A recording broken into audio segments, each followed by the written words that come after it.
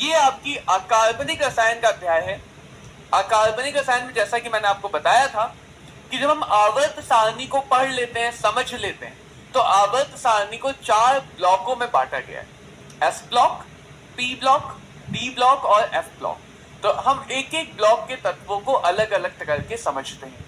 अब देखो, पढ़ते समय हमें ध्यान ये रखना है कि किस ब्लॉक में किस प्रकार के बंध ज्यादा बनते हैं, तो चीजें अपने आप समझ में आने लगती, चीजें अपने आप दिखाई देने लगती, सामने अभिक्रियाएं होते हुए दिखाई देने लगेगी। कैसे? जब आप एस ब्लॉक पढ़ रहे हो, मैं आपको थोड़ा सा एक परिचय दे देता हूं, फिर हम आगे बढ़ते हैं। तो जब आप एस ब्लॉक पढ़ रहे हो, तो एस ब्लॉक में ज्यादातर क्या है? धातु है। अगर यदि आपने अपनी एनसीईआरटी पुस्तिका उठा के देखी हो, जो बहुत कम बच्चे काम करते हैं, लेकिन देख लिया करो कभी कभी, तो अगर एनसीईआरटी की पुस्तिका उठा के देखी होगी तो उसमें यह भी देखा होगा कि पी ब्लॉक में भी आपको सिर्फ 2 वर्ग पढ़ने, वर्ग 13 और वर्ग 14, बाकी के 4 वर्ग 12वीं कक्षा में। ऐसा भी क्यों है? ऐसा करने के पीछे भी एक उद्देश्य है कि यदि एस ब्लॉक को सोचोगे तो धातु है भाई, पी ब्लॉक के पहले 2 वर्गों में भी धात्विक गुण ज्यादा देखने को मिलते हैं, बाकी वर्गों में अधात्विक गुण ज्यादा देखने को मिलते हैं, और धातु जो भी होते हैं वो बनाते हैं आयनिक बंध। तो जब हम धातुओं को पढ़ रहे हैं, धातुओं को समझ रहे हैं, तो हमारा मेन ध्यान होगा धात्विक बंधों पे, आयनिक बंधों पे। और जब हम अधातुओं को पढ़ेंगे तो वहां पे हम सहसंयोजी बंध को समझेंगे, वहां पे हम फैजान के नियम का उपयोग करेंगे, वहां पे हम संकलन यानी कि हाइब्रिडाइजेशन को देखेंगे, वहां पे हम बंधों की वजह से संरचनाओं को देखेंगे। तो पढ़ने का तरीका ही बदल जाएगा।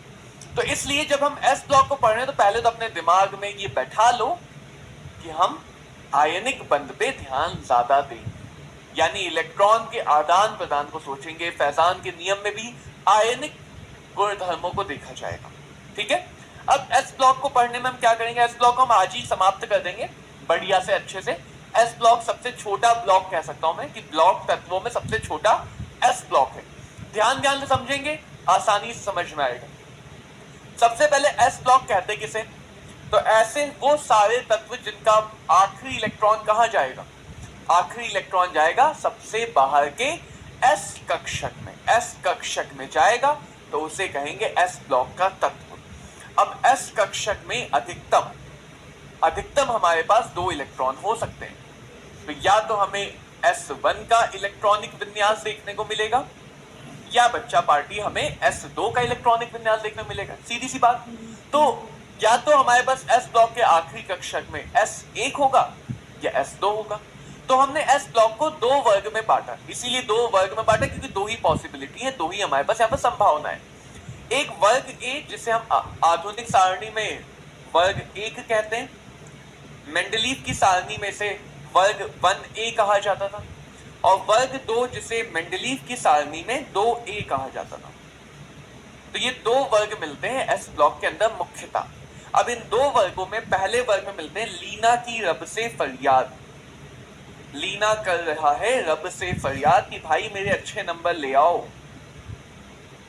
लेकिन ध्यान रखना बच्चों, भगवान भी उन्हीं की मदद करते हैं जो स्वयं की मदद करते हैं। तो स्वयं की मदद किए जाओ, भगवान का नाम लिए जाओ, पढ़ते जाओ, नैया पार। वर्ग 2 में कौन आते हैं? वर्ग 2 में आता है बेटा, मांगे, कार, स्कूटर, बाप, राजी। तो यहाँ पे आधुनिक बेटा है, बहुत सारी डिमांड कर रहा है अपने पापा से कि भाई मुझे कार भी चाहिए, स्कूटर भी चाहिए, ये भी चाहिए, वो भी चाहिए। किसी को घुमाना होगा, तो किसी को घुमाने के लिए कार स्कूटर मांग रहा है, बाप भी राजी कि ले जाओ भाई, मेरी ऑडी ले जाओ।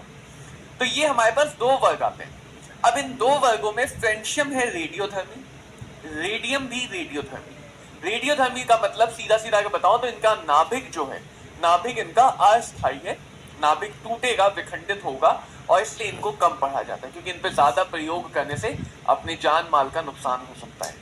तो इसलिए वैज्ञानिक भी रेडियोधर्मी तत्वों पर पढ़ते समय थोड़ा ध्यान रखते हैं, कम ही पढ़ते हैं इनको। तो जब भी हम बातें बताएंगे तो रेडियोधर्मी को हटा के बताएंगे। ठीक है बात? आसान सी बात है ना? चलो आगे बात समझेंगे। आगे दूसरी बात ये कि 2 ऐसे तत्व और हैं जो एस ब्लॉक की परिभाषा का पालन करते हैं, लेकिन उन्हें आवर्त सारणी में एस ब्लॉक के बाहर रखा गया, तो हम अभी नहीं पढ़ेंगे। कौन कौन से तत्व हैं? याद करो, हाइड्रोजन, कृष्णाध्याय था, इसका भी तो आखिरी इलेक्ट्रॉन s कक्षक में जा रहा है, तो क्या परिभाषा के आधार पर ये s ब्लॉक का तत्व होगा या नहीं होगा? और हीलियम को कैसे भूल सकते हैं, हमारा नोबल गैस, सबसे पहली नोबल गैस, इसका भी तो आखिरी इलेक्ट्रॉन s कक्षक में जा रहा है, तो परिभाषा के आधार पे ये भी s ब्लॉक का कक्षक होगा, s ब्लॉक का तत्व होगा। लेकिन यहाँ पे क्योंकि हाइड्रोजन हीलियम अलग गुणधर्म दिखाते हैं, इसलिए हमने इन्हें s ब्लॉक में ना रख के s ब्लॉक से बाहर रखा हुआ है। हीलियम आप सबको पता है कहाँ रखा गया है, p ब्लॉक में। हाइड्रोजन कहाँ रखा गया है, बीच में, क्योंकि इसका वर्ग 1 भी हो सकता है, वर्ग 17 भी हो सकता है। बहुत बढ़िया, बहुत तेज बच्चों। अब क्योंकि s ब्लॉक में अधिकतम 2 ही इलेक्ट्रॉन आ सकते हैं, इसलिए s ब्लॉक में अधिकतम 2 ही वर्ग बनाएंगे। क्योंकि ये बहुत ज्यादा धात्विक, हम आगे से जब इधर जाएंगे तो धात्विक गुण कम होते हैं, तो जब सबसे पहला आवर्त सारणी में वर्ग है s ब्लॉक, उसमें धात्विक गुण सबसे अच्छे मिलेंगे। तो s ब्लॉक